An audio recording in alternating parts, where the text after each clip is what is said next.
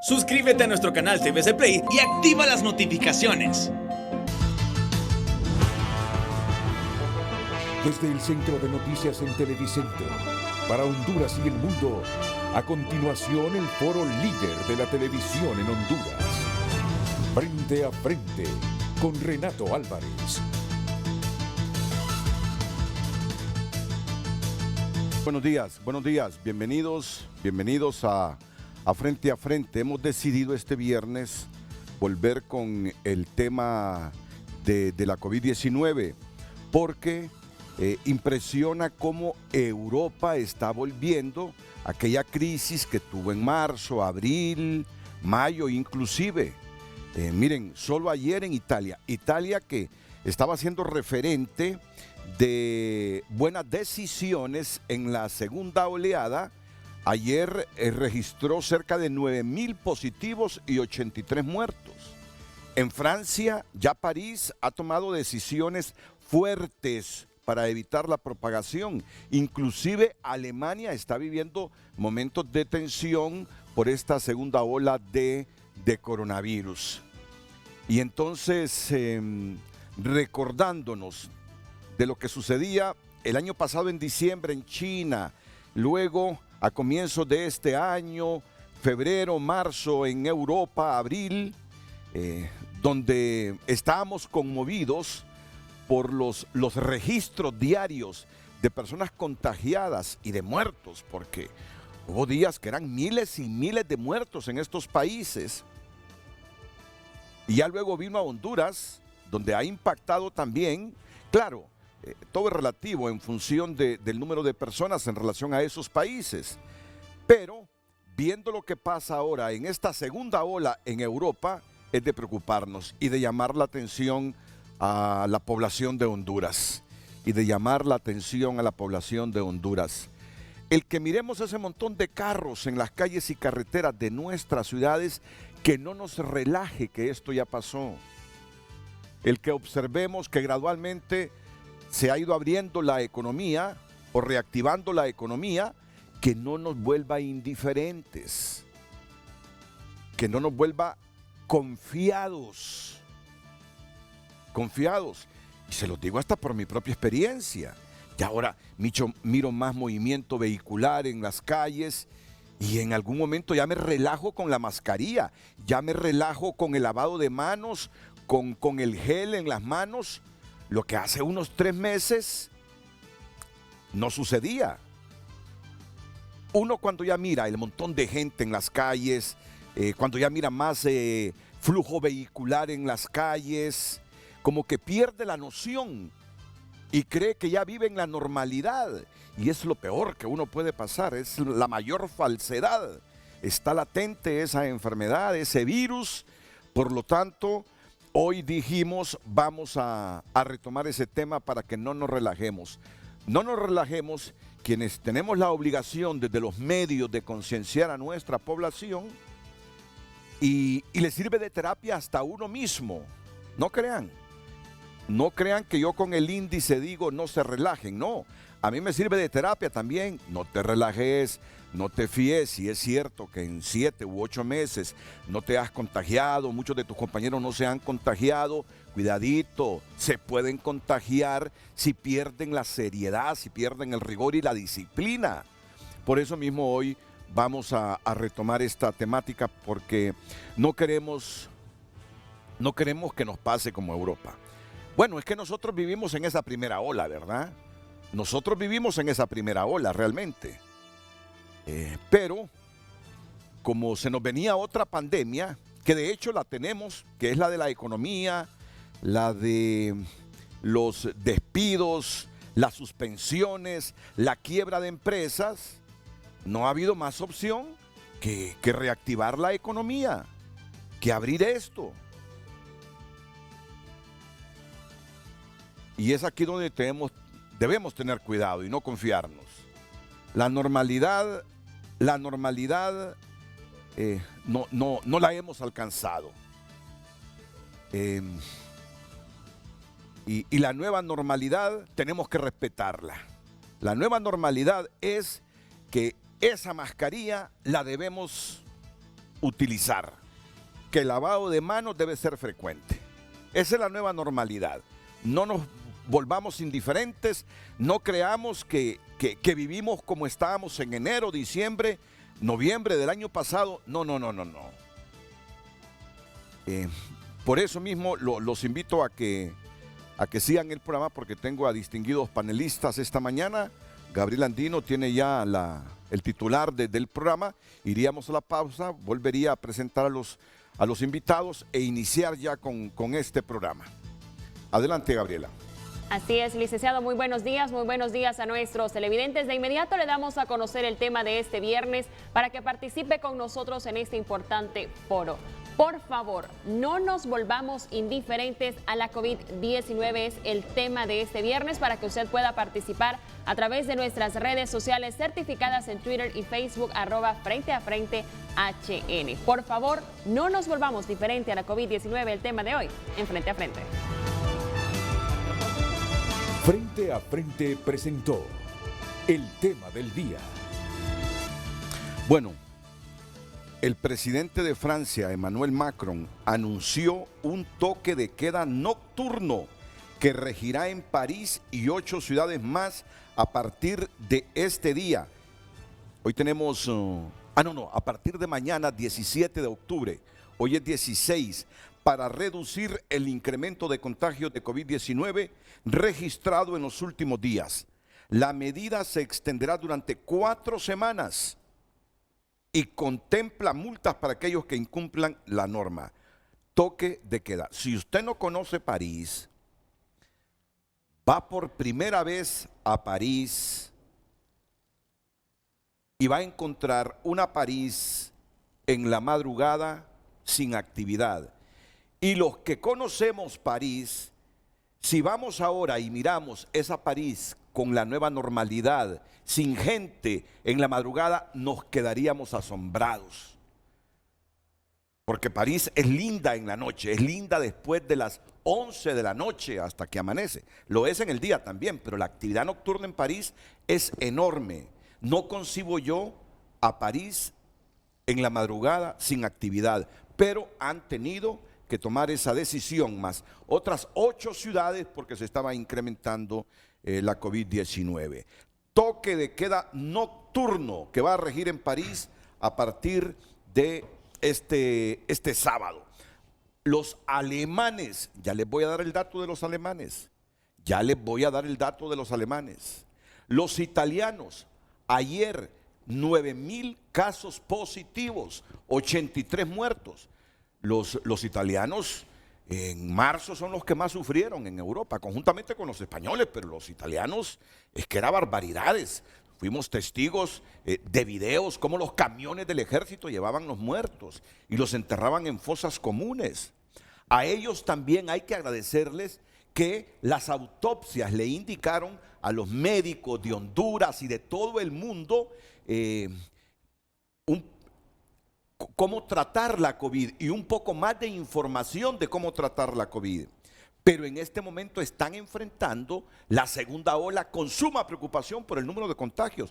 Y que conste, hasta hace unas 2 semanas, Italia era el referente que enorgullecía a Europa de cómo se estaba tratando la COVID para evitar contagios. La segunda ola no estaba impactando en Italia, pero en los últimos días ya de nuevo están sufriendo. Entonces, hay que tomarlos como ejemplo a ellos.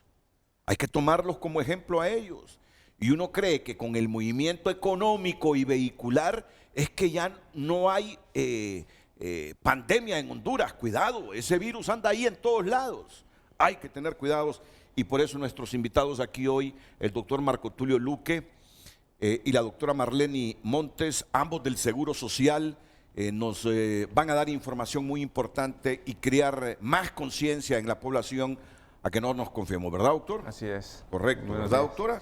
Claro, ya en unos minutos, pero antes, la jefe de Vigilancia Epidemiológica de la Secretaría de Salud, Carla Pavón, va a ofrecer una conferencia a eso de las 11 de la mañana, preocupada ya por la situación que estamos viviendo, preocupada ya por la problemática, multiplicada que se nos puede venir. Es lógico. Se reactiva más la economía y hay más riesgos. El problema es que sin reactivación económica, igual sufriríamos también de otra manera. Y es ahí donde la única opción es el cuidado personal. Es la única opción, que yo ande con mi mascarilla, que me lave las manos y que guarde el distanciamiento social. Miren, yo soy igual a usted, que en algún momento se me olvida el problema que tenemos y tengo ese mismo comportamiento que usted. No crea que solo es usted. Hay que ayudarnos todos entonces a concienciarnos. Hay que ayudarnos todos. ¿Ya tenemos a la doctora Carla Pavón? Bueno, estaba haciendo una esperita la doctora Carla Pavón. Doctora Marleny Montes, ¿cómo está el Seguro Social en este momento? En este momento el número de casos ha disminuido, el número de ingresos, el número de hospitalizaciones. Sin embargo, nos mantenemos en una línea peligrosa. ¿Por qué le digo peligrosa? En el mes de mayo nosotros creíamos que probablemente no íbamos a ser impactados como había sido impactado San Pedro Sula con el número de ingresos. Y ahorita estamos en la misma situación. Estamos en una media de hospitalizaciones entre 44 y 55 pacientes. Actualmente tenemos 44. Con respecto a lo que son los ingresos, estos no nos disminuyen. Nosotros tenemos entre 8 y 12 ingresos diarios. Lo que compensa es que asimismo como tenemos ingresos, tenemos altas.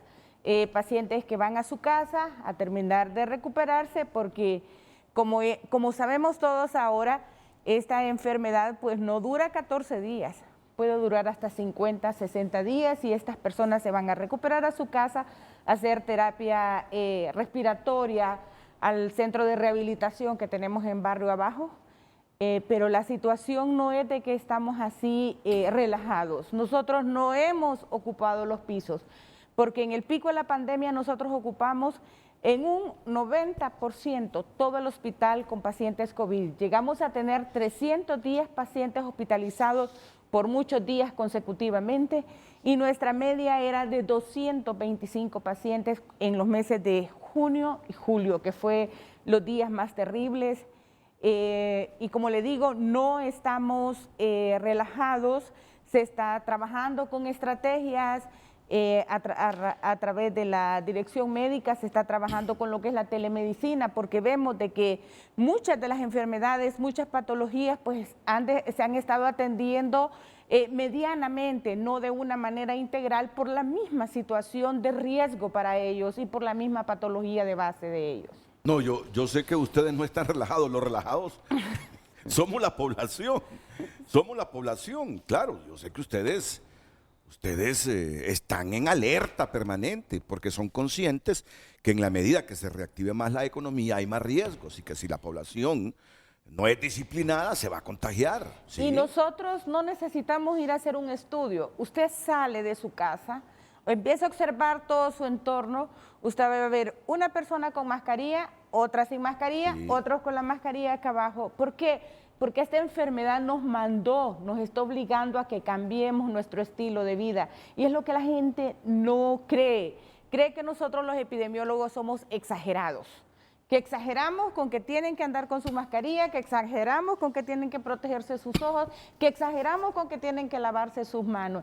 Y eso es lo que más nos preocupa, porque vemos que también la población joven se cree inmune. Y nosotros si nos permiten contarle casos, nosotros tenemos muertes hasta en niños de 17 años. Ya nos lo va a contar, doctora, ya nos lo va a contar.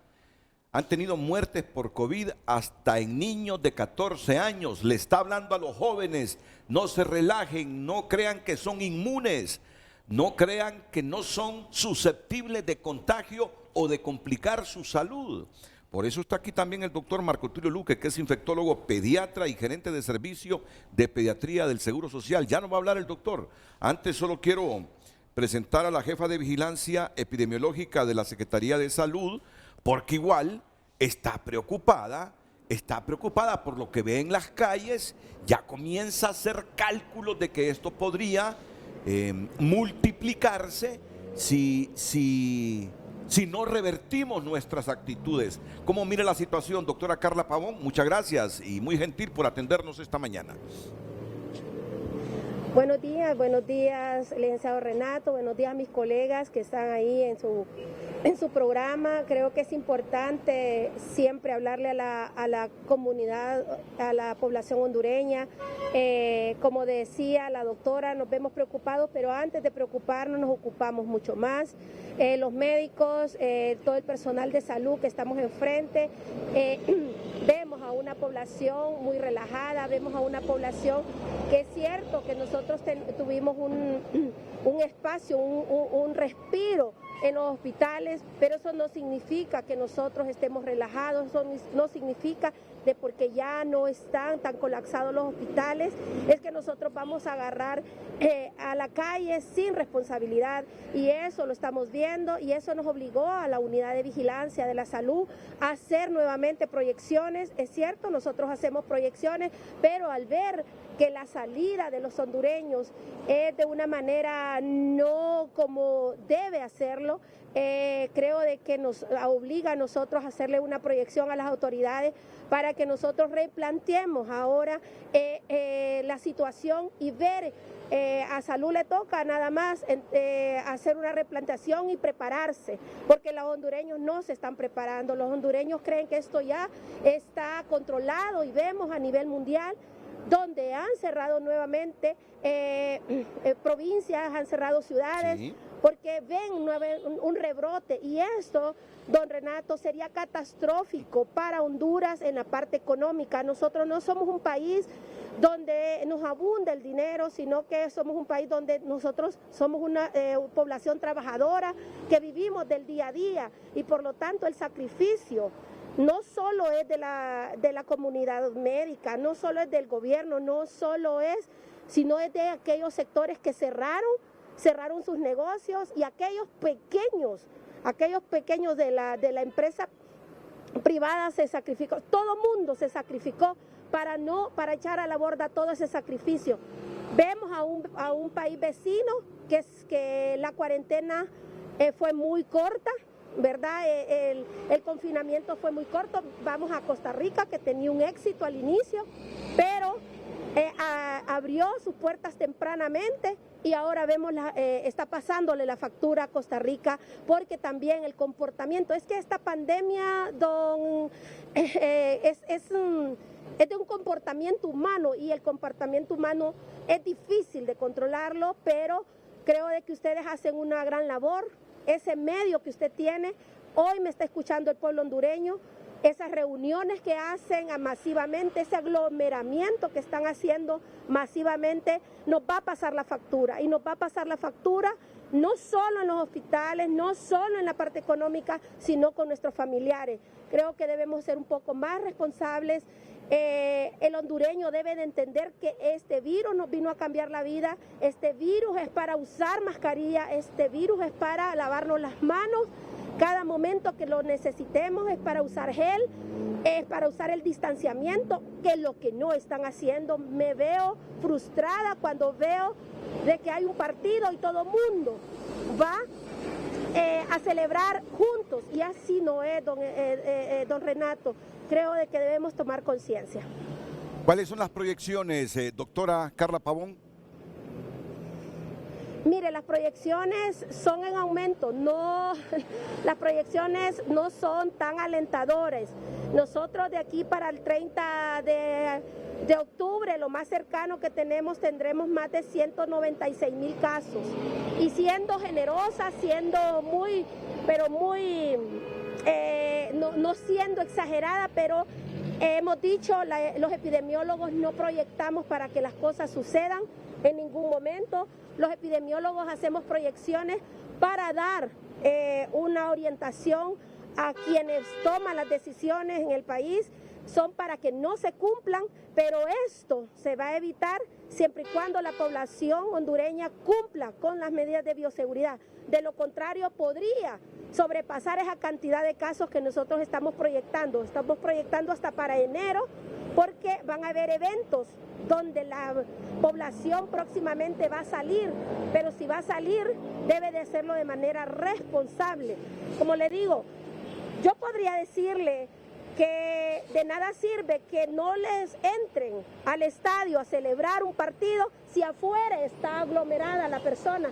Bien podemos celebrar desde casa porque lo pasan por televisión, bien podemos celebrar un partido, poder celebrar reuniones respetando el distanciamiento, y no lo estamos viendo, don Renato. Esto nos va a pasar la factura. Bueno, ¿cuántos casos tenemos positivos oficiales hasta ayer? 80,000, ¿verdad? Hasta ayer tenemos 80,089 de 203,000 pruebas que hemos realizado. Poniendo que sabemos que los epidemiólogos sabemos esto, pero está más que seguro que estos 80,000 infectaron a otro más por día. Eso, cuando al inicio se recuerda que nosotros calculábamos el RO o el RO efectivo, que una persona podía infectar a 5 personas, pero si una persona está infectada hoy, sale, infecta a otro, sale mañana, infecta a otro, o sea, 1 por día. Por eso la persona debe de entender de que si anda infectada, y vemos eso, de que no quieren respetar las reglas, que cómo vamos a salir del país, que cómo vamos a entrar al país.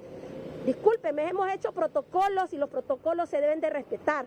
Aquí siempre nos andan preguntando que si hay alguien que le podemos poner el exento para que entre al país sin la prueba rápida negativa. Discúlpeme, aquí el virus no tiene exento para nadie y por lo tanto no nos hagan trabajar. Discúlpeme que se lo diga de esa manera, pero es que me llaman a veces y yo le digo, ¿por qué me pide un exento? Yo no se los voy a dar, yo hice protocolos y los protocolos se deben de respetar, porque nosotros cuidamos la salud de la población y debemos de respetar todas las reglas. A mí, créalo, yo soy apasionada del fútbol, apasionada de reuniones, porque soy muy amigable, pero lo debemos de hacer de manera responsable. El distanciamiento social, para esa gracia, mejor que dejen entrar al estadio y cada 2 metros estén celebrando, porque afuera están celebrando, pero de una manera unida. Y eso a mí, créalo, que yo creo que los médicos también ahí los tiene preocupados, porque como le digo, nos oxigenó un poco y están viendo que llega poco a los triajes, están llegando poco a los hospitales, pero esto es cuestión de tiempo, Estos son rebrotes, y no llamarlo rebrote porque no ha terminado ni el primer brote. Sí. Este es un repunte. Sí. Este es un repunte, porque lo que saben los epidemiólogos, lo que estoy hablando, rebrote es que el primer brote haya cesado. Sí. Y nunca cesó el primer brote. Por lo tanto, estamos hablando de un repunte de casos. Y esto va a parar o va a disminuir o se va a controlar siempre y cuando la población hondureña tome las medidas de bioseguridad. Bueno, pero usted me ha dejado impactado cuando me dice que la proyección para el último día de este mes, si ayer teníamos 80,099 casos, que la proyección para el último día de este mes de octubre es de 196,000 contagiados. Y digo, impactado con el mejor ánimo. ¿De 96,000? ¿Perdón?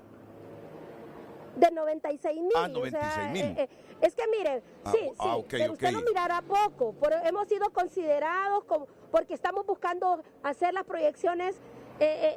Y que le decía yo a la gente cuando me dice, ay doctora, pero usted, no, es que yo tampoco tengo una bolita y soy adivina, soy epidemióloga y nosotros hacemos cálculos matemáticos, ponemos variables en esas gráficas, sí, pero algo le voy a decir, Renato.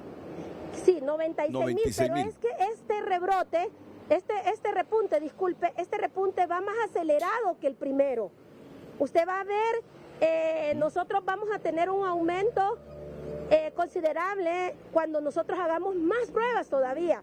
Recuerde que hemos quedado cortos con las pruebas porque al inicio, ahora tengo la dicha de decirle que lo doy en menos de 72 horas, pero es que también la población, no, como está relajada, no va a los triajes a hacerse pruebas, se queda en casa. Algo que estudiamos, Renato, y quiero que lo escuche la población hondureña, porque yo sé que su programa lo mira mucha gente, mucha población, y es algo que está sucediendo. Algo que le puedo decir que lo hicimos un estudio de nuestros datos. Don Renato, la gente que tiene síntomas, se grava y se muere, llega al 9º y 10º día a buscar ayuda médica. Eso no puede ser, don Renato. Ya, mire, nosotros somos médicos, no somos Dios. Somos médicos, tenemos límites y por lo tanto la limitancia es que también depende de cuánto llegue de rápido el paciente, y el paciente está llegando tarde. Se aguanta la tos, se aguanta la fiebre, se aguanta la dificultad respiratoria y quieren todavía encontrar una UCI, quieren encontrar una cama, quieren encontrar los servicios, pero llegan tarde. Los van a encontrar. En este momento van a encontrar camas porque las hay libres en este momento, pero podrán encontrar la salvación de su vida si llegan a las 10, 12 días. O sea, es cierto, Dios nos ayuda con la sabiduría a atender los pacientes, pero tampoco podemos nosotros estar jugando con la vida quedándonos en casa. Y eso, don Renato, se lo digo yo, que tengo las bases de datos donde yo analizo el inicio de síntomas y el día que buscó ayuda médica, porque yo analizo los fallecidos y a mí me da pesar que digo, esta persona llegó al 10º día y en su mayoría llegan después de los 9 días. Por lo tanto, le puedo decir que el paciente que se sienta con tos, que se sienta con fiebre, que haya perdido su olfato, puede buscar los triajes. Estamos dando en menos de 72 horas el resultado de PCR y viene una compra que va a hacer la Secretaría de Salud a través de OPS. Usted nos conoce y queremos hacer todo bien. Esa compra de 300,000 pruebas de antígeno vienen pronto. Por lo tanto, esperamos dar un diagnóstico más oportuno aún, porque la PCR sí siempre se tarda solo una PCR entre 5 o 6 horas en realizarla. Por lo tanto, yo quisiera que la población tome también conciencia de que si se enferma, busque inmediatamente los servicios de salud, los busque para que sea atendido y de esa manera oportuna pueda un médico decidir si lo envía nuevamente a casa o este paciente necesitará hospitalización. Pero todo eso lo estamos viendo, todos estos fenómenos de por qué se mueren. La mayoría, como decía usted, se enferman los jóvenes, se contagian los jóvenes, pero se nos están muriendo los de la tercera edad.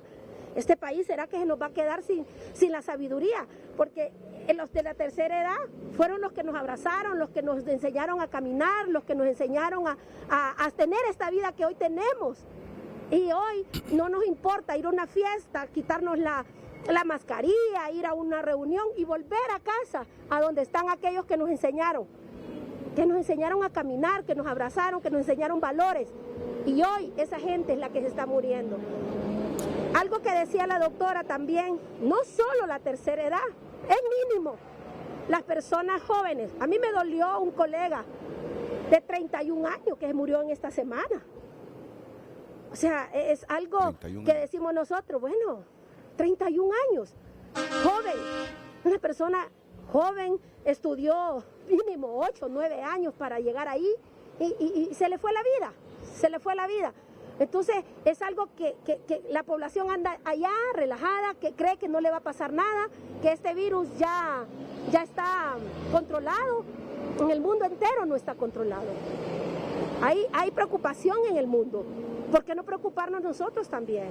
Pero preocuparnos, más que preocuparnos, es ocuparnos. Es hacer. Claro. Y hacer, no solo a los médicos nos toca hacer, Renato, no solo a usted presentar los programas de COVID. No, es a la población. Mire, esta pandemia no es tan fácil como dengue. Fíjense que a dengue, a mí me encanta el tema de dengue.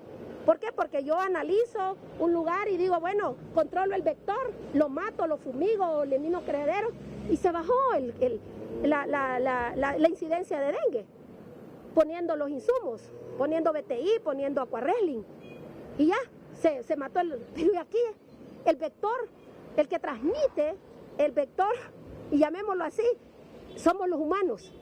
Y los humanos somos difíciles, somos muy difíciles. Y de humano a humano, ¿cómo usted destruye el humano? ¿Cómo usted lo quita para que no transmita? Es la única manera, teniendo la mascarilla.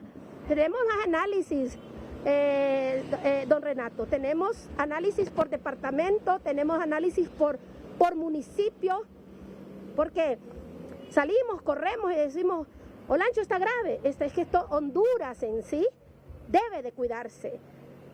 Nosotros tenemos tasas de incidencias, hay unas tasas muy altas, porque la población quiere ver 1000 de casos en su pueblito. Y mire, don Renato, si nosotros nos vamos a la tasa de incidencia como tasa, por la densidad poblacional que tenemos, no es lo mismo la densidad poblacional de las Islas de la Bahía que de Olancho. Islas de la Bahía tiene el doble de incidencia que todo Honduras, el doble de incidencia que todo Honduras.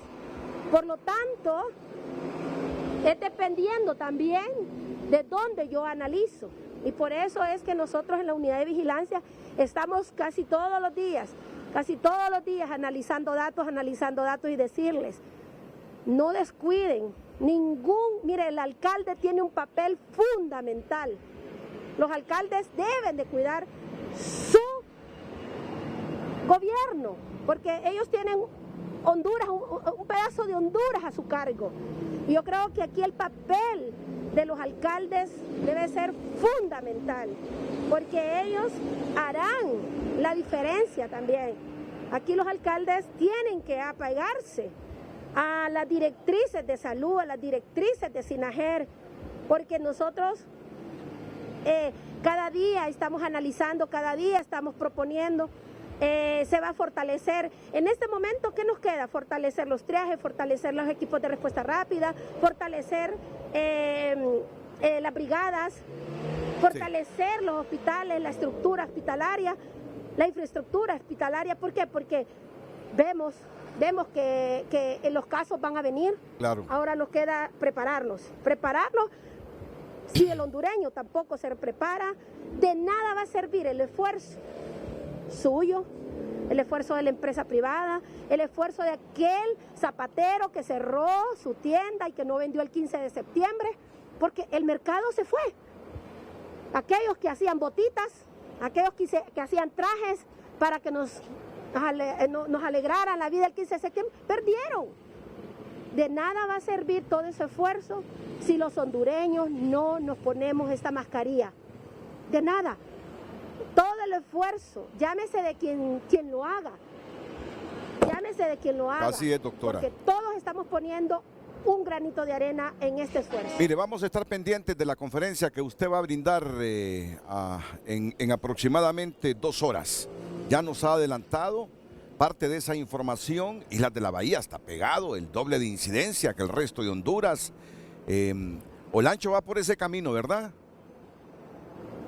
Sí, pero está más grave todavía Atlántida. Atlántida sigue más grave. Olancho tiene una densidad poblacional muy dispersa, tiene muy alejados. La gravedad de Olancho es que para donde agarre no tiene infraestructura hospitalaria, tiene que agarrar para acá. Si tiene para Colón, si tiene para Gracias a Dios, si tiene para El Paraíso, o sea, no tiene infraestructura a su alrededor, más que para Tegucigalpa. Entonces todo eso se analiza. ¿Qué infraestructura hospitalaria tienen los municipios alejados de Olancho? No tiene que agarrar para acá. Y eso es donde nosotros les guiamos a los tomadores de decisiones y a los jefes de red que deben de poner triajes de contención, porque la infraestructura, Olancho no tiene cuidados intensivos, entonces va a agarrar para Correcto, vienen para Tegucigalpa. ¿Y en el occidente? Podemos, exactamente. ¿Cómo estamos en el occidente? Bueno, usted van a ver fenómenos, como le decía, de movilidad masiva Entonces tenemos que siempre cuidar, ¿verdad? Todos los municipios que estaban confinados al inicio y que ahora están saliendo, las que tenemos que cuidar son las cabeceras departamentales, porque son las que hay una movilidad exagerada y luego agarran hacia el interior, y esa movilidad es la que va a causar que lleven a aquellos municipios que no tenían, que lleven el virus. ¿Por qué? Porque va a haber una movilidad comercial, va a haber una movilidad que ya viene pronto, la corta de café, ya viene pronto la salida de unas vacaciones. Entonces todo eso se está analizando, Renato. Muchas gracias. Entiendo que la misma situación prevalece en la zona sur, en la zona de Cortés, ¿verdad? Así es, yo le digo a la población, la solución no es que nos vuelvan a encerrar, la solución no es, porque como le digo, para el país sería catastrófico que nos vuelvan a encerrar como están encerrando en España. Usted ve que vuelven para atrás, en algunas provincias vuelven para atrás por 3 semanas, en algunos países vuelven para atrás, pero para Honduras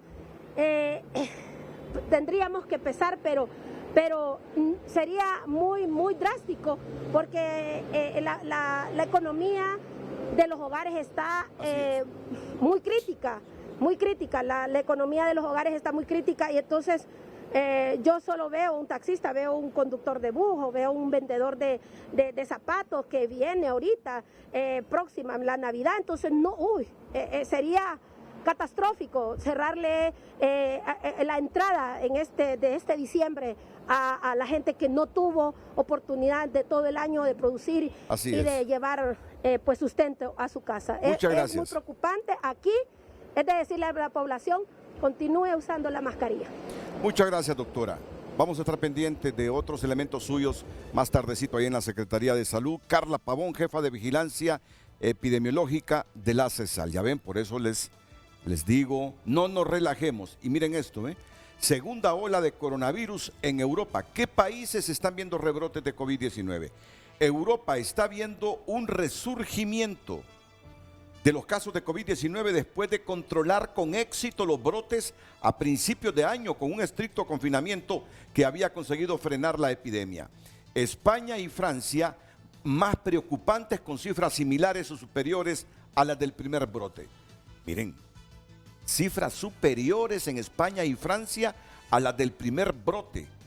Sin embargo, cabe señalar que se realizan mucho más test que entonces. Los Países Bajos, lo que conocemos como Holanda, ya oficialmente el nombre de ese país, los Países Bajos, también están registrando más casos que entonces. Países Bajos, lo que usted conoce como Holanda, en este momento, en el segundo brote, tiene más casos que en el primero. La Organización Mundial de la Salud ha reconocido estar muy preocupada por esta evolución y teme que esta segunda ola sea peor que la primera. Por el momento, las hospitalizaciones y los fallecimientos no siguen la misma línea que el número de positivos, aunque comienzan a aumentar. Afortunadamente, las curvas de fallecidos no siguen la misma dinámica. Los científicos debaten si se debe a una modificación del virus, a un cambio en la población contagiada más joven o a las mejoras en los tratamientos. Francia ha decretado un toque de queda nocturno porque las autoridades temen que los hospitales vuelvan a saturarse. Por otro lado, los países europeos que en marzo y abril apenas eran capaces de realizar test de coronavirus por falta de preparación y de suministros, ahora están realizando test de forma masiva, por lo que es normal que aumenten las cifras. Segunda ola, tasa de positividad semanal, aquí están los datos, evolución de la tasa de positividad en Europa. Les decía que solo ayer en Italia hubo 9,000 casos positivos. Durante semanas España ha estado en el ojo del huracán como el país más afectado de Europa. Sin embargo, en los últimos días, países como la República Checa u Holanda están tomando la delantera en número de contagiados por cada test realizado. Las cifras de exceso de mortalidad, esto es la mortalidad de este año 2020, comparadas con la media normal mediante fórmulas matemáticas, no reflejan por el momento un aumento tan drástico como durante los meses de marzo y abril, aunque sí ha aumentado sensiblemente en países muy afectados como España. Aquí los dejo. Vendremos con el doctor Marco Tulio Luque, con la doctora Marleni Montes, para seguir hablando de esto. Es decir, como ve, no es para que nos relajemos en Honduras, ¿verdad? está difícil la situación. Y lo planteo no así con dramatismo, yo no quiero meter miedo. Lo que quieren hacer los médicos presentes, Carla Pavón, es concienciar y solo concienciar. No podemos volver a confinarnos porque la economía se vuelve un desastre, peor de lo que tenemos. Somos nosotros los que tenemos que ayudarnos a sí mismos y al Estado de Honduras a detener esta pandemia. La pausa y enseguida me quedo aquí con los doctores Marco Tulio Luque y Marlene Montes.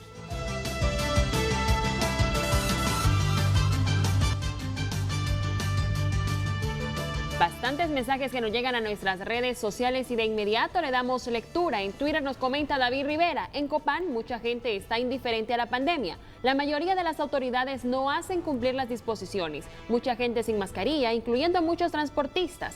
También hacen campeonatos de fútbol. Debe intervenirse el departamento.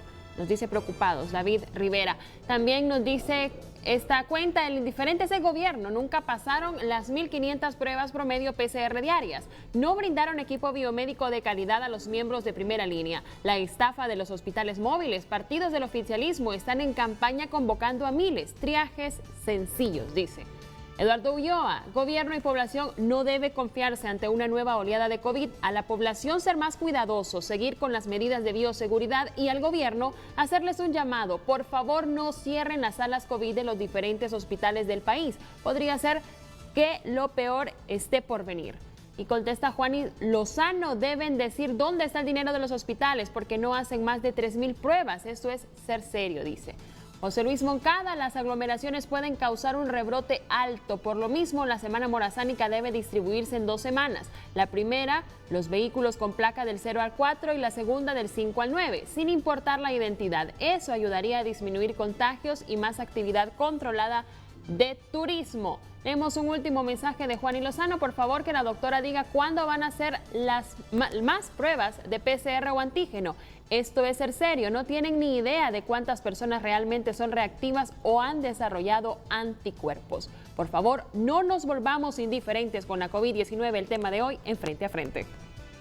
Bueno, dijo la doctora Pavón que han comprado 300.000 pruebas de antígeno y que ya vienen. Ojalá que vengan pronto. Bueno, como ven, el asunto no es para relajarse. Y aquí está el doctor Marco Tulio Luque, que es infectólogo, pediatra, gerente de servicios de pediatría del Seguro Social, que se los confirma. No es para que nos relajemos. Podemos vivir una situación peor de lo que hemos vivido hasta ahora si no nos ponemos pilas, hondureños. Doctor. Sí, es sumamente importante tener en cuenta que si bien es cierto, en Tegucigalpa disminuyeron las hospitalizaciones, las asistencias a los triajes, y como dijo la doctora, estamos realmente en una meseta porque sigue habiendo transmisión comunitaria, seguimos teniendo pacientes hospitalizados y sobre todo seguimos teniendo muertes, que eso es lo más importante y lo que queremos evitar. En Honduras, pues probablemente vamos a seguir teniendo una serie de olas durante todo el resto del otro año. Y como usted ve, en el país no es uniforme el aumento de los casos, no podemos analizar una sola gráfica, no que, como decía la doctora, tenemos que analizar por departamento. Probablemente ahorita en Islas de la Bahía, en Olancho, ellos están viviendo el pico de la primera ola. Y nosotros no nos tenemos que confiar, si bien es cierto, han disminuido los casos, pero hay bastante transmisión y eso lo podemos corroborar. En el Seguro Social siempre hacemos pruebas para admitir a los pacientes y nos damos cuenta que andan mucho paciente asintomático y con pruebas positivas. Entonces quiere decir que el virus anda en la ciudad y un indicador que vamos a tener es cuando empiezan a elevarse las asistencias a los triajes. Eso pasa mucho tiempo antes y después tenemos las hospitalizaciones como pasó en la primera ola. Entonces, algo muy importante es que no nos relajemos con las medidas de prevención, con el uso de mascarilla, con el distanciamiento físico y tampoco con la atención oportuna a los centros hospitalarios. En los últimos días hemos tenido muchas muertes. Analizando las muertes, muchos pacientes se confían, empiezan a tomar tratamientos en casa y eso crea una falsa sensación de seguridad en los tratamientos en casa y hacen que lleguen tarde al hospital y a veces ya llegan en fases que los médicos no los podemos mejorar. Otro problema en pediatría que estamos teniendo es que estamos luchando con dos epidemias. Tenemos todavía la epidemia de dengue que no se ha controlado, seguimos teniendo casos y nos están llegando algunos pacientes coinfectados que llegan con COVID y con dengue y a veces eso también nos complica el manejo. La última mortalidad que tuvimos, que la vamos a analizar la próxima semana, fue una paciente con un cuadro clásico de dengue, un choque, pero que también tenía un componente de complicaciones por COVID. Entonces eso es también... que puede una persona estar enfrentando las dos enfermedades al mismo tiempo, ¿verdad? La COVID y el dengue. Lo pica el zancudo y además se ha contagiado del virus. Sí, existen las coinfecciones entre virus, influenza y COVID o COVID y dengue en el caso de nosotros. Fíjese que me gustaría, doctor Luque, que la doctora Marleny Montes terminara de decirnos qué pasó con un joven que murió hace poco. Porque comenzamos a hablar de que los jóvenes se confían demasiado, creen que son inmunes. Y se ha demostrado que no son inmunes, no son inmunes. Si nos puede relatar esa historia, doctora. Mire, en este caso, pues este joven llegó con signos y síntomas de COVID y nos llegó en ese periodo en donde nosotros no estábamos realizando pruebas, entre la semana 28, 29, y llegó con sus signos, sus síntomas, no habían comorbilidades, cuadro que creíamos que era dengue, pero al final la rayos X, clínica, laboratorio nos indicaba de que era COVID. Ese caso desdichadamente no lo vamos a confirmar con PCR, pero clínica, radiológica y epidemiológicamente este paciente tenía síntomas. Del total de la mortalidad que nosotros tenemos en el hospital, el 6% se concentra en población joven, menor de 40 años.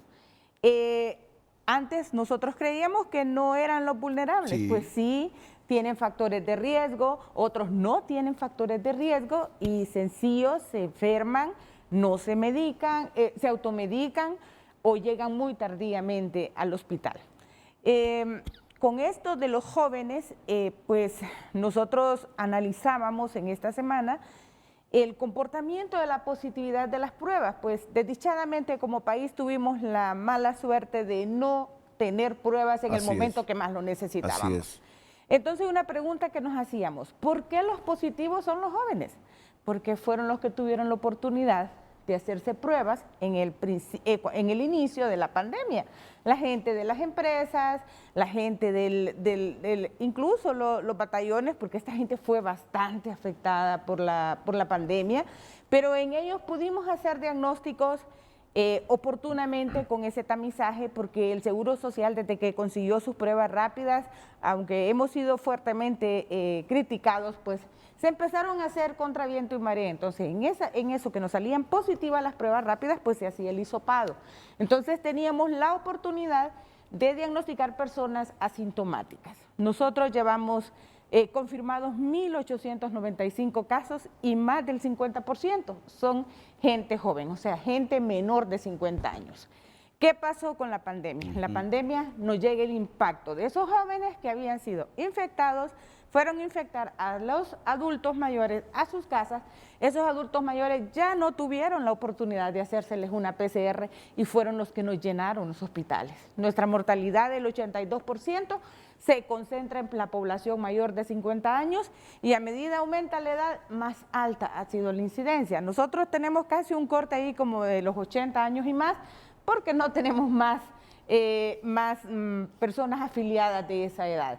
Pero sí es muy importante, y esto nos deja una gran lección, que los jóvenes son los que se deben de cuidar y son los que no lo están haciendo. Ellos están haciendo deporte en grupo, ellos están haciendo fiestas, ellos están haciendo de todo. Y hay un factor que en ellos prevalece y nadie les dice. Muchos de nuestros jóvenes son obesos. Sí. El virus tiene una susceptibilidad para matar a estos obesitos. Usted va a ver que si bien es cierto de un inicio de la pandemia, pues no lo registramos muy bien, pero a medida que hemos ido conociendo, se está registrando ese dato.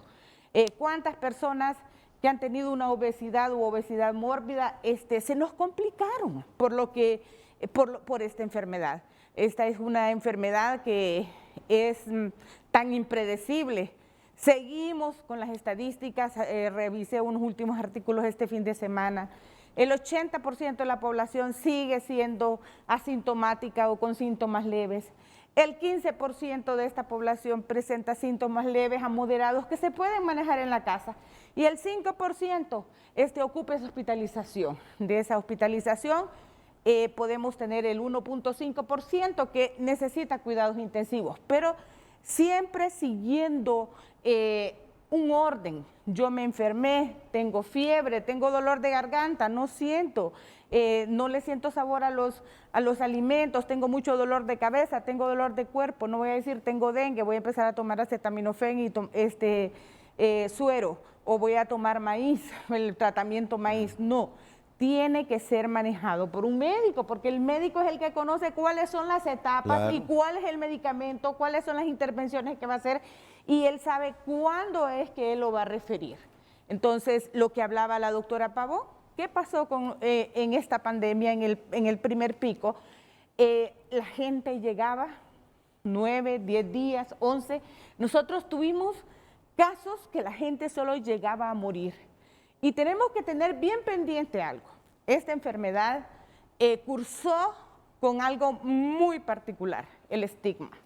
El estigma que tenía la persona que tenía signos y síntomas o que era diagnosticada por COVID, esto era muy alto. Yo solo lo comparaba con lo del paciente con VIH. Y nosotros de repente descuidamos esa parte. Y por eso probablemente mucha gente nos llegó solo a morir. Y luego, cuando ellos sabían de que solo llegaban, que los dejábamos, que no había una comunicación, y cosas que nosotros las fuimos aprendiendo en el camino, de que tuvimos que abrir líneas telefónicas para estarle informando a la gente cuál es el estado de salud de sus pacientes, que no ha sido tan fluido, de repente no, porque no hemos tenido no teníamos la experiencia, hemos ido aprendiendo, porque es la primera enfermedad de lo que yo tengo uso de razón y que de la historia de la humanidad, pues hace 100 años pues fue la gripe española, que no teníamos este montón de medios de comunicación para podernos mantener informados con las familias, con la comunidad como los tenemos hoy. Y yo veo como paradójico, tenemos tanto avance en la ciencia y la tecnología y esta enfermedad no nos ha hecho a todos a decir, hay que hacer esto, esto, esto. No hemos llegado a un consenso. Sí, nos tiene confundidos todavía. Usted lo decía, es una enfermedad impredecible. Así es, y ahorita estamos hablando de que este repunte va a ser mayor. ¿Qué nos están diciendo los ingleses, los chinos, los mismos españoles? Que tenemos reinfecciones, pero con otros genotipos. La pregunta de nosotros hemos tenido este tipo de casos, hemos visto 2 personas que han muerto, que supuestamente han sido reinfecciones, supuestamente. Nosotros no tenemos cómo confirmar y decir es otro genotipo, porque nosotros no tenemos los medios diagnósticos para poder hacer esto. Entonces, vendrán esas reinfecciones, hablamos, como le decía, no tuvimos PCR, el Seguro Social tuvo que agenciarse con lo que fueron las pruebas rápidas, con la ELISA para anticuerpos. Esas pruebas orientaban a los médicos y a nosotros todavía aún nos orientan. Y hemos hecho cruces entre los pacientes que son positivos por PCR y les hicimos una prueba de anticuerpos. ¿Y qué nos hemos dado cuenta? Que el 21% de esas personas que fueron positivas por PCR no hicieron anticuerpos. Y estamos hablando que las pruebas ELISA tienen una confiabilidad mucho mayor que la prueba rápida. Entonces, ¿que se va a relajar el que ya tuvo el COVID? Yo le digo no. Tiene que protegerse aún más, porque lo que hemos visto es que esa segunda infección es peor que la primera. Entonces, incluso lo puede llevar a la muerte.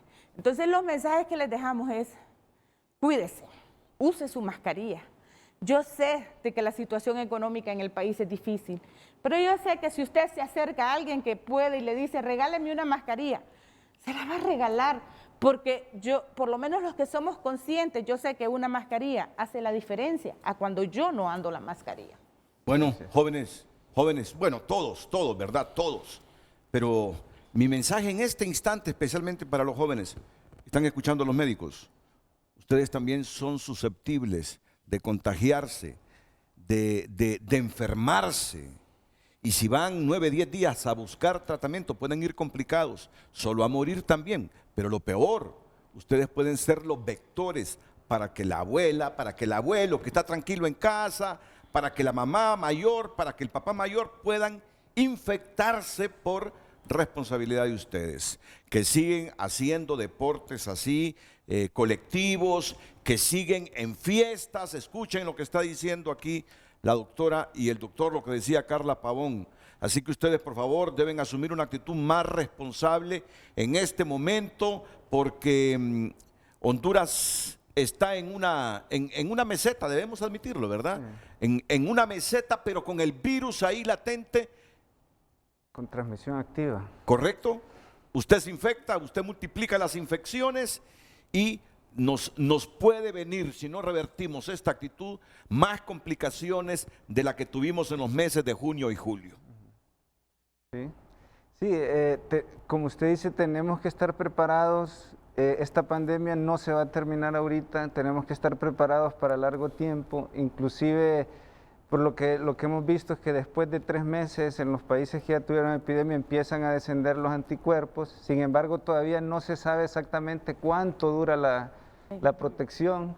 La vacuna todavía hay muchas, probablemente se van a tener mejores datos a finales de este año de los estudios de fase 3, pero aún así con la vacuna no quiere decir que vamos a abandonar las medidas. La vacuna cuando venga va a ser parte de un conjunto de medidas para seguir controlando la epidemia.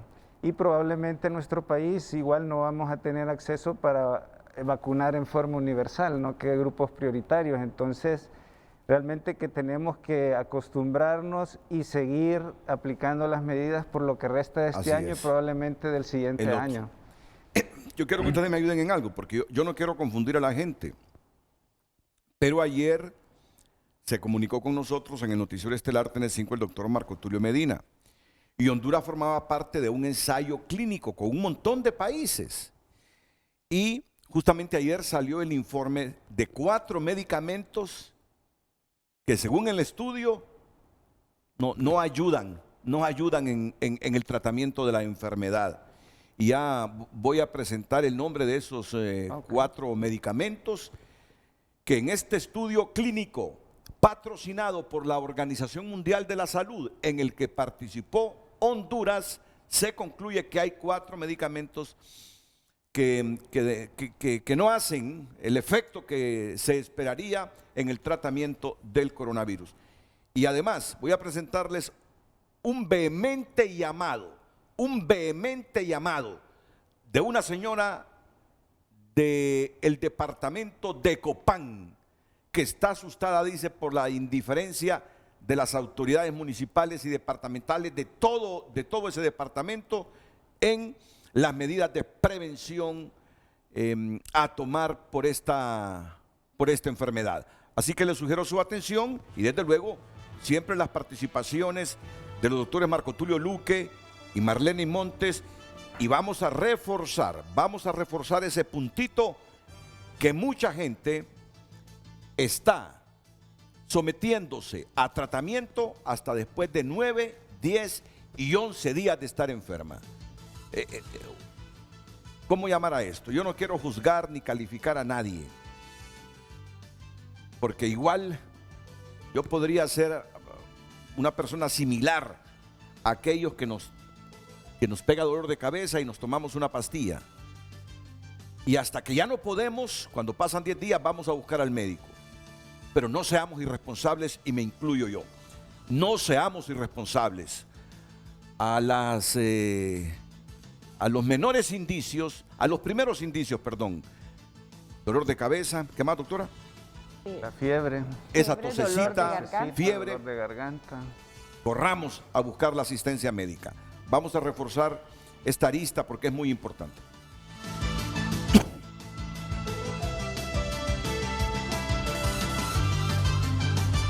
Nos trasladamos a nuestro Facebook, nos dice JJ Benítez, y cómo no, si el mismo gobierno transmite un ambiente de tranquilidad. Para empezar con las cadenas de Sinajer que están atrasadas en números, dice como un mes.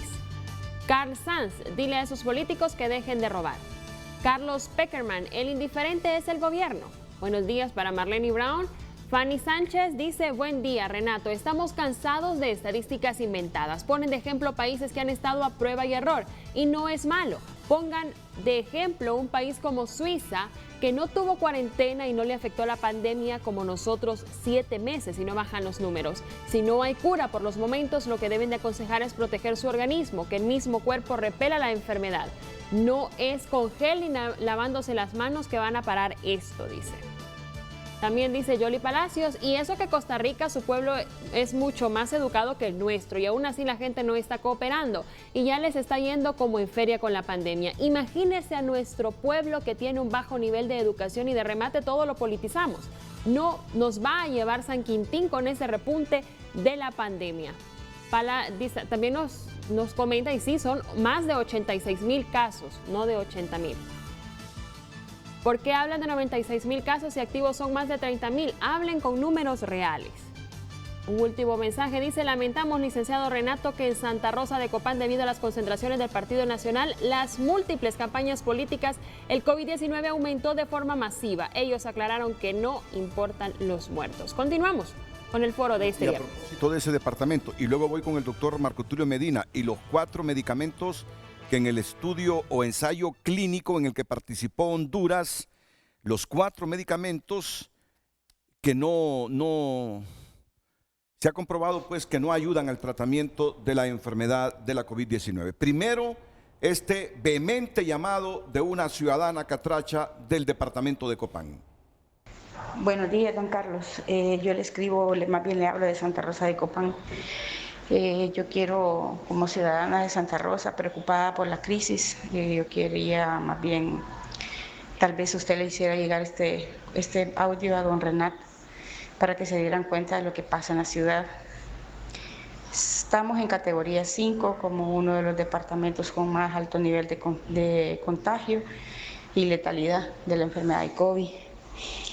En Santa Rosa de Copán actualmente nosotros no contamos con dirección. En el municipio prácticamente está a la deriva, no hay quien tome decisiones. El alcalde está incapacitado por 4 meses por una quebradura que tuvo. La vicealcaldesa está con COVID, entonces, y los regidores no están tomando ninguno la batuta de lo que está sucediendo en Santa Rosa.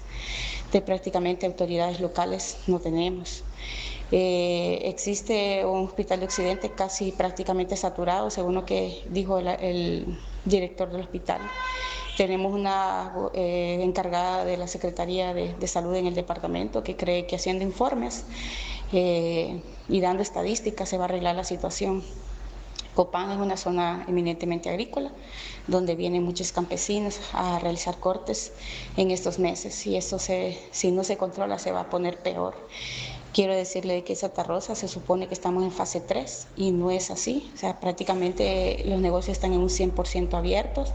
Usted va a ver bares llenos de gente bebiendo, restaurantes abiertos completamente, llenos sin ningún tipo de medida.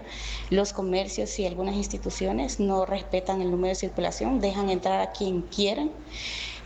Usted viene a un comercio de Santa Rosa de Copán, entra al comercio de Santa Rosa y la persona, los pocos comercios que toman la temperatura ni tan siquiera revisan qué temperatura tiene la persona.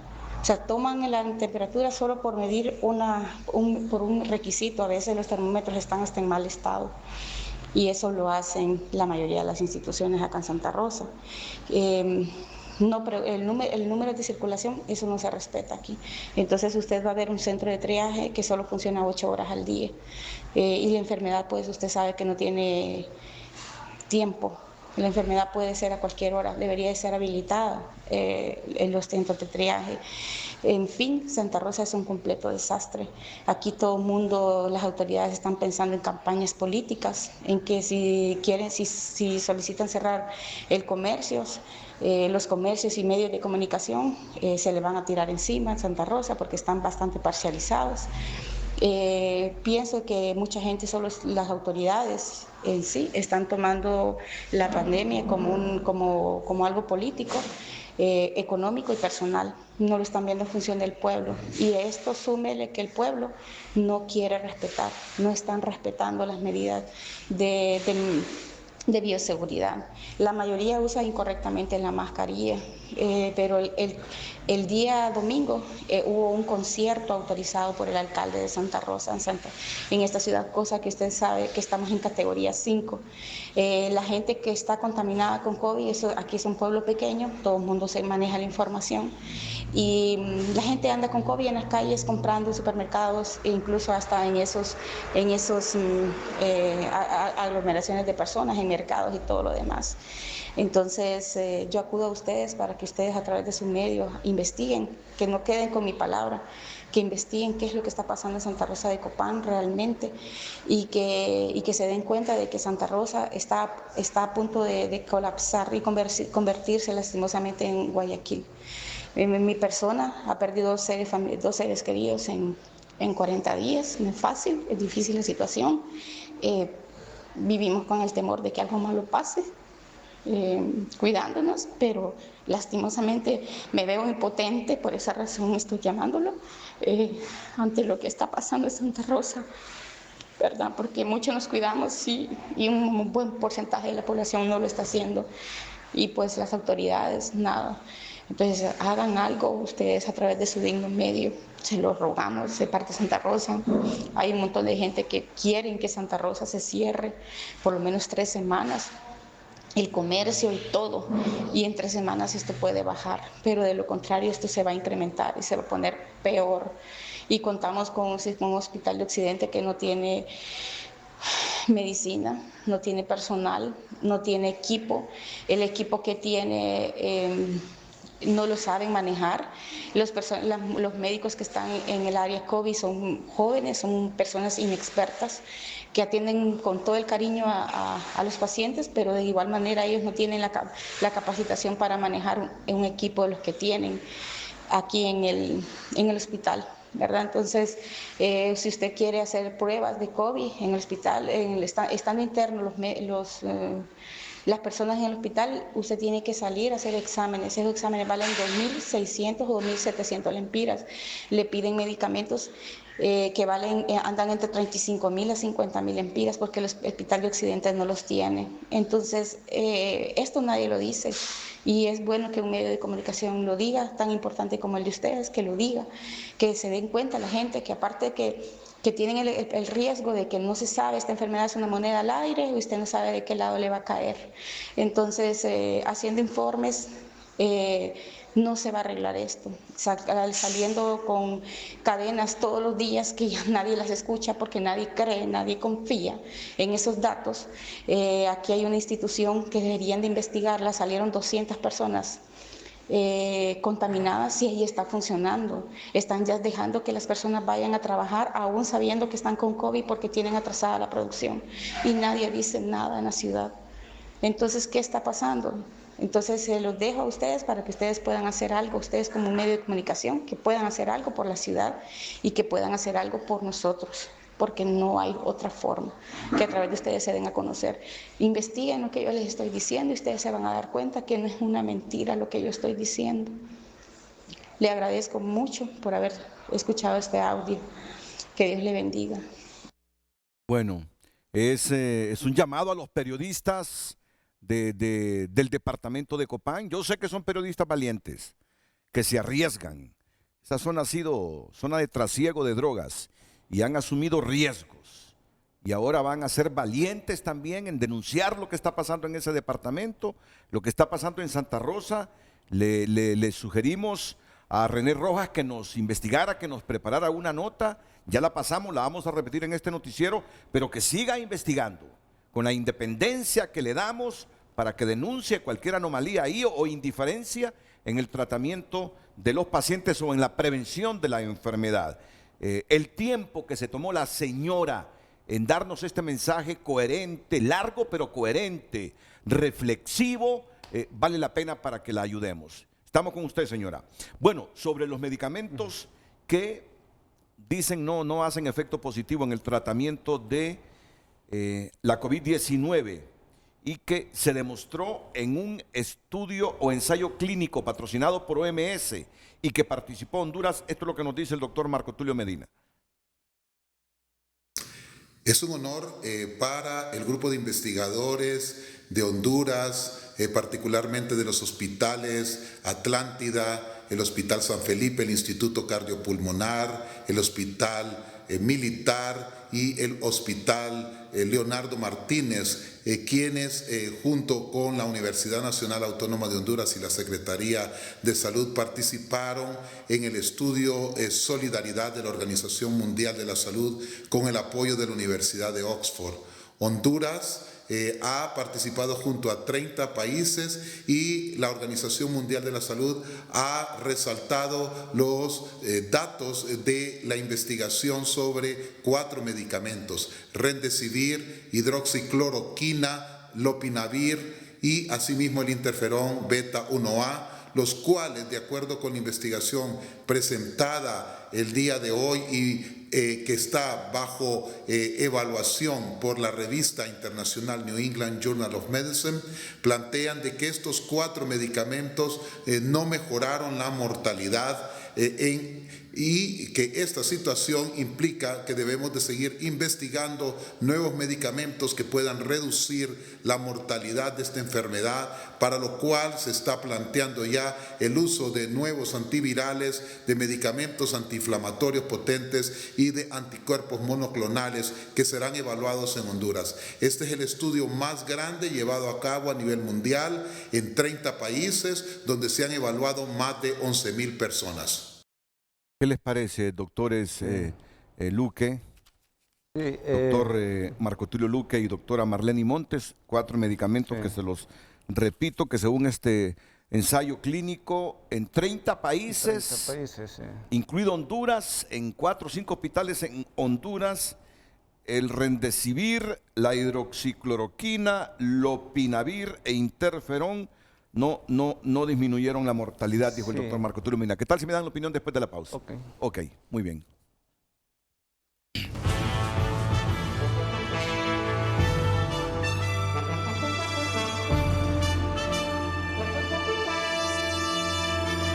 Agradecemos sus participaciones en nuestras redes sociales. Le seguimos dando lectura a Roberto Díaz Alcerro. El COVID es como salir a la calle cuando alguien está disparando a lo loco y no sabemos de dónde vienen los balazos. Esta cosa, lejos de terminar, es cada día más peligroso. Si nos infectamos, no vamos a tener 20 médicos que nos atiendan como los ricos y famosos. Eduardo Ulloa, una pregunta a los panelistas. En un caso hipotético de una oleada por COVID, ¿están debidamente robustecidos nuestros hospitales con medicamento, personal y equipo para poder atender unas 2.500 personas contagiadas por COVID que estén en una fase en que necesiten estar internados? Pregunta. También nos dice Raúl Trejo, estamos fallando en darle pronta información a la población. Yo me hice hisopado el 16 de septiembre del 2020 y del centro de triaje me llamaron el 12 de octubre del 2020 para decirme que ya estaba mi resultado que según veo en el informe de virología había salido a los 3 días de tomada la muestra. David Rivera, bueno, eso es lo que indicaba en Copán, que mucha gente está indiferente con los transportistas y también con los campeonatos de fútbol. Carlos Hernández, lo que ha provocado el brote en Occidente no es la apertura inteligente o reactivación económica. Lo que ha provocado esto es el exceso de concentraciones políticas. No se engañen, unos irresponsables. Así que damos gracias a sus participaciones y continuamos con el foro de Frente a Frente. Bueno, ¿qué valoración tienen ya que el ensayo clínico en el que participó Honduras, patrocinado por la OMS, dice que estos medicamentos, Remdesivir, hidroxicloroquina, lopinavir e interferón, no ayudan en el tratamiento para evitar la mortalidad en el coronavirus? Sí, eso es muy importante porque, bueno, al inicio de la pandemia estábamos desesperados y a veces se tomaron decisiones de usar medicamentos con poca evidencia. Pero a través de estos 10 meses cada vez hay más evidencia de estos medicamentos, no solo en este estudio, ya habían salido otros estudios de hidroxicloroquina que no sirven ni como preventivo ni como tratamiento, igual el lopinavir, ritonavir y así como otros medicamentos. Entonces, hasta la actualidad todavía no tenemos ningún medicamento antiviral que sea específico y que trate el coronavirus o que sirva para prevenir el coronavirus.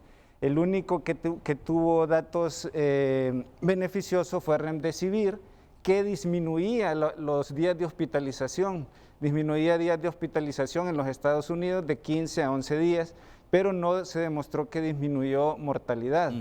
Y actualmente lo que mencionaba el doctor, algunos anticuerpos monoclonales, que son anticuerpos sintetizados contra ciertas proteínas del virus, que fueron las que usaron el presidente Donald Trump, pero que todavía faltan estudios y su precio es todavía inaccesible para nosotros. Entonces, actualmente los tratamientos que se están utilizando no son efectivos ni para prevenir ni para el virus. Lo que sí se ha demostrado que es efectivo es el tratamiento contra las complicaciones del virus, contra la inflamación, como ser la dexametasona o los esteroides, que esos son los que han disminuido realmente la mortalidad, y así como otro medicamento también que se utilizan para disminuir la respuesta inflamatoria del virus. Entonces eso es importante porque como mensaje a la población, que aunque estén tomando uno de estos medicamentos que se están utilizando como maíz o otros medicamentos que incluso los recetamos los médicos, si el paciente siente los síntomas que dijimos, que empieza a sentirse cansado, fatigado, dolor torácico, fiebre, a veces aunque se sienta bien tiene que ir al médico porque una vez que hacemos las evaluaciones, ese paciente puede andar hipoxémico, o sea que sus concentraciones de oxígeno ya están afectadas, ya sus pulmones en las radiografías o en las tomografías ya están afectados y él no se da cuenta y se confía. Y llega ya en una fase muy tarde creyendo que lo que está tomando le va a prevenir avanzar a esa fase. Entonces, muy bien. Eso es bien importante. Eso en cuanto a otro problema también, aparte de los medicamentos, y que lo hemos visto en los niños, es que la gente está yendo a los curanderos. Parece mentira, pero van siempre, ¿verdad? Van a los curanderos. Actualmente en la UCI de pediatría, de los 5 niños que teníamos 3 niños que parte de la causa por la que estaban en la unidad fue porque fueron a curanderos, fueron purgados, fueron rociados, y eso aumenta más bien los síntomas.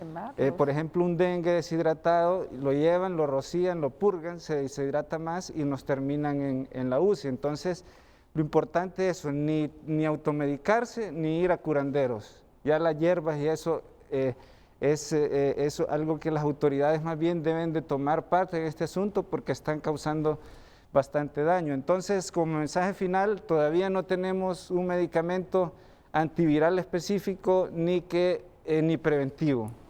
Tenemos que seguir usando mascarilla, lavado de manos y distanciamiento físico. Así es, doctora. Sí es. Y ya le voy a presentar también a la doctora Carla Serna.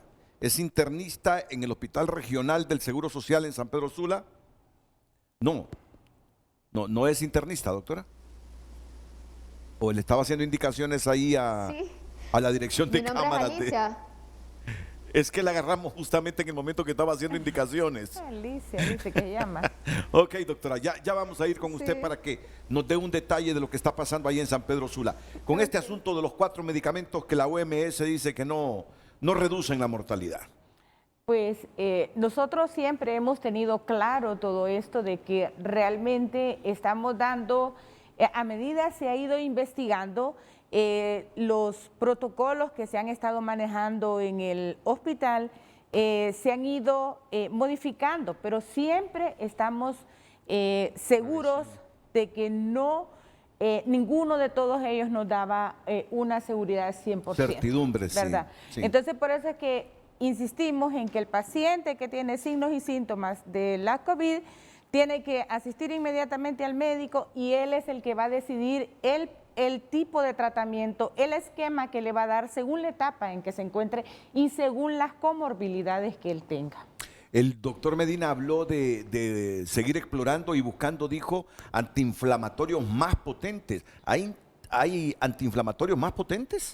El que Usted me mencionaba el mencionó uno. doctor, lo que mencionaba el doctor ¿Cuál? es el tocilizumab. El que tenemos aquí es tocilizumab. Pero que dicen son- que es caro ese medicamento. Sí, Bien caro. pero lo tenemos en el seguro, pero son medicamentos que disminuyen la respuesta inflamatoria y como efecto adverso, pues a veces disminuyen las defensas y pueden causarse sobreinfecciones y otros efectos. Sí. O sea que nos ayuda en algunos casos y sobre todo cuando se pone realmente en el momento adecuado. El hecho que no tenemos todavía un medicamento en el que haya plena certidumbre que este sí va a funcionar. ¿Verdad? Lo único Así es es. la prevención, es lo único Sí. que va a funcionar, que no se enferme. Sí. Y nosotros tenemos comprobado que en la medida que usted use todas las medidas de prevención, que use su mascarilla, lavado de manos o el uso de gel, alcohol frecuentemente, su protección ocular. Yo como epidemióloga siempre le digo, la protección ocular es importante. Es un virus que tiene una susceptibilidad por mucosas, en nuestra conjuntiva es una mucosa y lo obviamos. Y a veces esta mascarilla que utilizamos no es lo suficiente como para evitar de que el virus pase, pero si nosotros andamos un protector ocular, andamos una pantalla, nosotros estamos protegiendo también nuestra mascarilla y nos estamos doblemente protegiendo. Entonces, yo pienso de que si nosotros utilizamos todas las medidas, nosotros cubrimos nuestro pelo, tratamos de andar lo más cubiertos y que cuando lleguemos a nuestra casa nos desinfectemos, que lleguemos directamente al baño, que nuestra ropa la metamos en detergente, aunque usted no ande en hospitales, hágalo.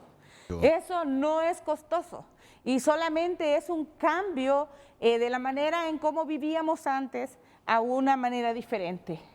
Nos estamos volviendo muy limpios en relación antes de esta pandemia, pero es lo único que nos protege. Ya me imagino Es lo andar único. con las vestimentas de los musulmanes y especialmente de las mujeres, ¿verdad? Protegidos del cabello y Así es. y apenas se miran los ojos, pero la doctora dice que cuidado, porque también los ojos el virus puede penetrar por ahí también, que hay que tener sumo cuidado. Muy bien, doctora Alicia Serna. Doctora Alicia Serna es internista en el Hospital Regional del Seguro Social en San Pedro Sula. ¿Cómo ve la situación por allá, doctora, así en términos generales? Muy buenos días, muchísimas gracias por el espacio. Pues aquí la verdad que se ha visto una disminución en los casos de los pacientes más que todo de San Pedro Sula, pero hemos visto un incremento en la cantidad de pacientes que vienen de zonas como Santa Rosa de Copán, Copán Ruinas, de los pacientes que vienen de Olanchito. La mayoría de los pacientes que tenemos internados en ese momento son de fuera del departamento de Cortés. Entonces tenemos que seguir cuidándonos. Incluso hemos visto que se ha descuidado un poco la parte del distanciamiento social.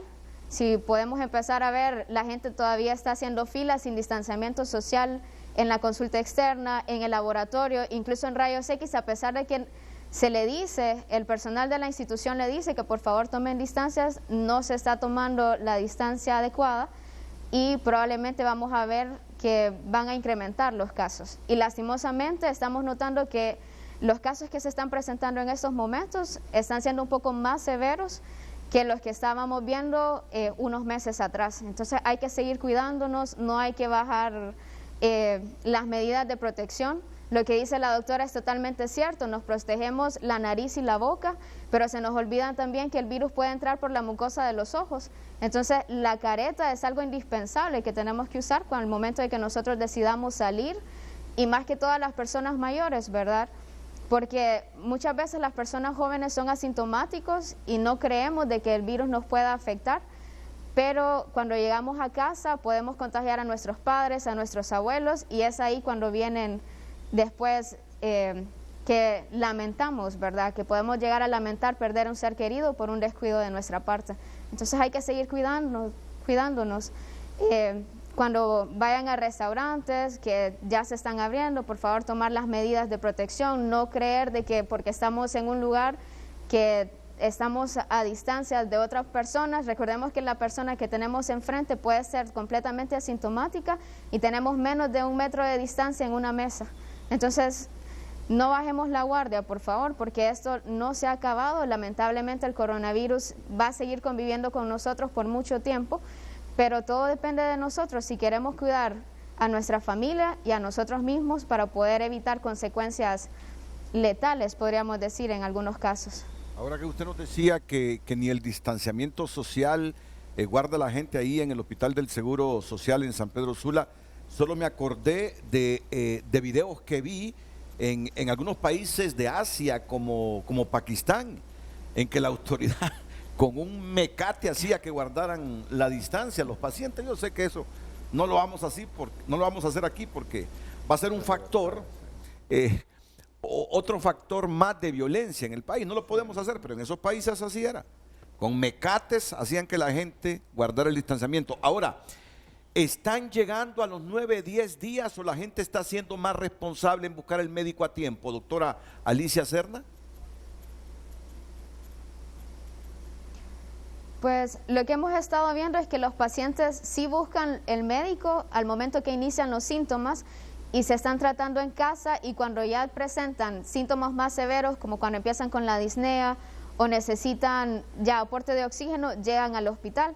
Que en esa parte sí creo que hemos aprendido y estamos siendo más responsables, pero lamentablemente la enfermedad tiene un curso y cuando ya afecta más el pulmón y hay la necesidad de oxígeno y causa disnea, ya se está viendo que los pacientes llegan y se están hospitalizando. Y los casos van a seguir en aumento si no nos seguimos cuidando.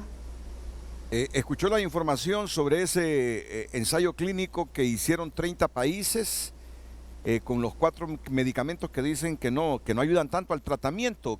¿Cuáles son los medicamentos comunes que está utilizando el seguro en San Pedro Sula para tratar a las personas con COVID y que se van complicando? Pues en el Seguro Social básicamente se están usando los medicamentos que se tiene evidencia de que pueden darle un beneficio al paciente, más que todo anticoagulantes, esteroides. Siempre se observa cada caso individual en cada paciente y se va determinando si necesita el uso de antibióticos porque está sobreinfectado. Lastimosamente no contamos con Remdesivir en el hospital, entonces no podríamos decirle si en realidad hemos visto algún beneficio con este medicamento. Sé que se está usando en algunos hospitales de forma privada, pero hasta el momento nosotros no hemos tenido experiencia con el medicamento. Sí. Y en algunos casos pues están utilizando medicamentos, fármacos anti-CD20, que en algunos casos que el paciente está con una enfermedad severa se han utilizado, pero todavía no hay una evidencia como tal de que el medicamento funcione. Como dice el doctor, no tenemos evidencia de que los fármacos están funcionando. Así es, doctora Alicia Serna. Muchas gracias. No hay un medicamento específico utilizado para... Sí, le entiendo. Solo permítame unos segunditos porque voy a presentar la nota de Santa Rosa de Copán que nos preparó René Rojas sobre esa situación que se ha denunciado por parte de una ciudadana de Santa Rosa. Están viviendo ellos con este asunto de la pandemia. Y después la pausa comercial. La poca importancia de la población de usar la mascarilla para prevenir el COVID, el 100% del comercio abierto y el incumplimiento de la ciudadanía con la terminación de los dígitos de identidad son los factores de incremento de casos en el departamento de Copán. Estar viendo a diario el cúmulo de casos de contagios que hay en la ciudad y por otro lado más preocupante ver a tanta gente actuando con normalidad. A Flor de Copán salieron más de 280 personas contagiadas. La Secretaría del Trabajo, que es la instancia encargada, ya tomó cartas en el asunto porque si no esto es más gravísimo. Imagínense la cantidad de personas que trabajan en la Flor. Ya hay como, pongámosle, un poco más de la mitad de sus empleados confirmados por el Seguro Social mediante la prueba PCR o hisopado de que están positivos.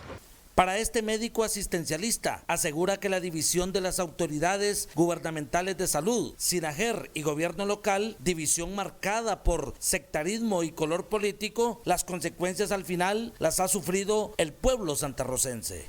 problema en el aspecto de poder político, que tanto lo que es a nivel municipal, tanto lo que es a nivel de salud y otras autoridades que están presentándose no se ponen de acuerdo, que al final de cuentas quien sale perjudicado es la población. Cuando usted me dice que si se debe cerrar aquí la ciudad, primero deberíamos de hacer un estudio para ver cómo se puede controlar esta situación, porque prácticamente salió de las manos. Estamos en la fase 5, es alarmante, preocupante. Estamos haciendo las coordinaciones para el día de mañana. Tenemos una convocatoria a las 3 de la tarde donde están convocados tanto representantes de CODEN, de SINAGER, como también parte de salud, para ver de qué forma podemos tocar este tema. En el occidente del país, René Rojas, Telenoticias. Ya en la recta final de Frente a Frente nos comenta Frank Martínez. Lo irónico de todo esto es que el gobierno nos tiene en cuarentena desde hace 7 meses. Cerró templos, estadios, escuelas, etcétera. Pero ahora que vienen elecciones internas al gobierno se le olvidó la cuarentena y andan en campaña política. Ellos sí pueden hacer concentraciones, donde entre más gente llegue mejor. Aspura y Oliva hasta andan abrazando gente, ellos sin mascarilla. Y la gente que abrazan también. Irónico, ¿no?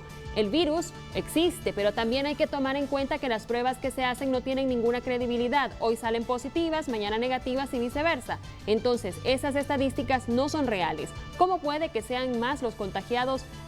¿Cómo puede que sean más los contagiados? Puede que sean menos.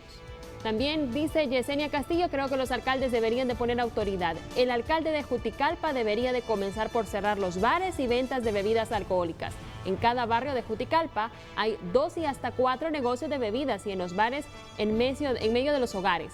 Uno no deja dormir con los escándalos, son las 4 de la mañana y esos negocios abiertos desde el miércoles hasta el sábado. Algunos y otros abren todos los días y llenos de gente joven y ellos son los que llevan a su familia la enfermedad. Agradecemos sus participaciones, continuamos con Frente a Frente.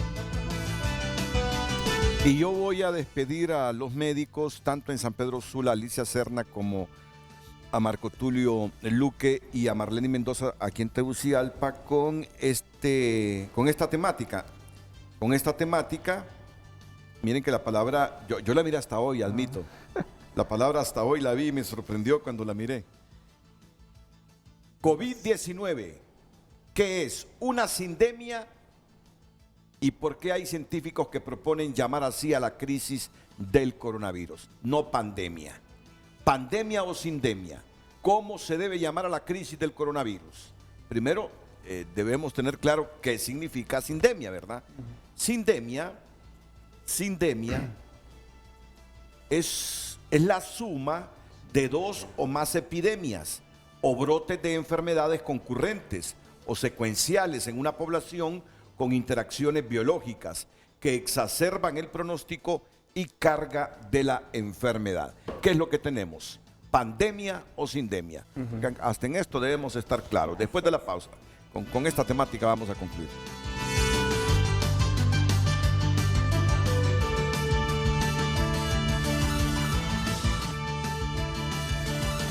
Miren la última controversia. ¿Cómo se debe llamar a la crisis del coronavirus? ¿Cómo se debe llamar a la crisis del coronavirus? Un grupo de científicos asegura que el COVID-19 no es una pandemia y propone enfrentarlo como una sindemia. El término sindemia fue acuñado por el antropólogo médico Merrill Singer en los años 90, básicamente para explicar una situación en la que 2 o más enfermedades interactúan de forma tal que causan un daño mayor que la mera suma de estas 2 enfermedades, aseguró Singer en una entrevista a la BBC. Bueno, pues, ¿sindemia o pandemia, doctor? Bueno, actualmente, como usted dice, sindemia viene del término sinergia, que en medicina es cuando 2 o más medicamentos actúan y se potencian, y en este caso sería cuando 2 endemias, epidemias, se potencian, así como con otros factores. Es importante este término porque eso nos quita de ver la enfermedad solo desde el punto de vista médico. Porque ahí también está el problema social, hay que abordar el problema social, el problema de educación, el problema de obesidad, que eso va determinado también por un factor social y de educación, el acceso que tiene la gente a comidas saludables, a educación, y también el otro problema, el de la pobreza y el del acceso a los servicios de salud. Entonces, para controlar realmente toda la epidemia, hay que abordarla desde ese punto de vista bien integral, viendo cómo está la parte económica, social, el sistema de salud, y no solo desde el punto de vista de nosotros, de darle un medicamento y ponerle la mascarilla. Entonces, esa es la importancia del término. Por lo que me dice usted, esto más se asemeja a una sindemia. A una sindemia, sí. ¿Doctora? Pues de acuerdo con el doctor, pues en la experiencia nuestra y en la cuestión en el tema de la mortalidad, pues vemos que todos esos factores sí han interactuado, lo que es otras enfermedades concomitantes, la pobreza, la obesidad y sobre todo en el momento, en ese pico, el sistema de salud que nosotros teníamos. Teníamos la respuesta para dar a todo esto. Entonces yo creo que sí, tenemos que ir dándole más pensamiento a este término y que como médicos, los sociólogos, los epidemiólogos, todos los economistas, deberíamos de ponernos de acuerdo porque cuando empezó la pandemia, yo he ido viendo, fui viendo el desarrollo de lo de China y fui viendo de que esto, decíamos, se parece a la gripe española. La gripe española mató 30 millones de personas, ahorita nosotros llevamos más de 1 millón de personas. Hace más de 100 años, en este tiempo, nosotros hemos tenido otras ventajas, pero ¿por qué se nos ha muerto esta gente si nosotros tenemos mayor avance tecnológico? Pero que nuestro país es un país sumamente pobre y en todos los países del mundo, pues de una manera positiva o negativa, se descubrió de que los sistemas de salud no estaban dando respuesta y que nos hemos ido enfocando. Ahorita hemos estado enfocando que las enfermedades crónicas, que hablando de esto, lo otro, y habíamos dejado de un lado lo que es esta parte emergente, estas enfermedades infectocontagiosas. Entonces, los países, los gobiernos tienen que pensar en mejorar los sistemas de salud, nosotros y en mejorar las condiciones, las oportunidades para lo que es el empleo, ver de qué manera vamos a fortalecer esto, porque si nosotros no actuamos, esto se nos va a quedar en estos picos, en unos estacionamientos peligrosos. Y le digo peligroso porque es porque esto no sube 2, sube 3 veces de lo que yo tengo. Usted está en la idea de otros investigadores como Tiffany Kenny, investigadora de la Universidad Laval en Canadá.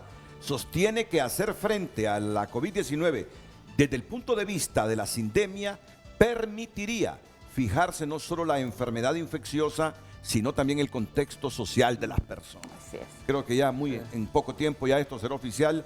A esto del coronavirus le estaremos llamando sindemia y no pandemia. Nos despedimos de la doctora Alicia Serna en San Pedro Sula con un mensaje final de unos 40 segundos, doctora. Ok, me parece muy bien el término sindemia porque se nos ha olvidado o tomamos como normal la obesidad. Y recordemos que la obesidad nos predispone a diabetes, a hipertensión y todo eso nos aumenta el factor de riesgo de tener una enfermedad más severa. Entonces hay que cambiar el estilo de vida, hacer más ejercicio, hacer dieta para fortalecer nuestro sistema inmune, mantener el distanciamiento social y tratar de evitar a toda costa enfermarnos y llevar el virus a casa. Entonces, por favor, no bajemos las medidas, continuemos con el distanciamiento social, uso de la mascarilla, la careta facial y el gel de manos. Muchas gracias. Muchas gracias a usted, doctora Alicia Serna, que nos atendió muy gentilmente. Llegó a los estudios de Televicentro en San Pedro Sula. Gracias, gracias, doctor Luque. Gracias también a la doctora Marlene Montes. Gracias, que estén bien. Muchas gracias. Que estén bien. Sé que están trabajando fuerte. Gracias, gracias por todo lo que hacen. A usted, gracias también dentro y fuera de la República. La mañana del 5 a continuación.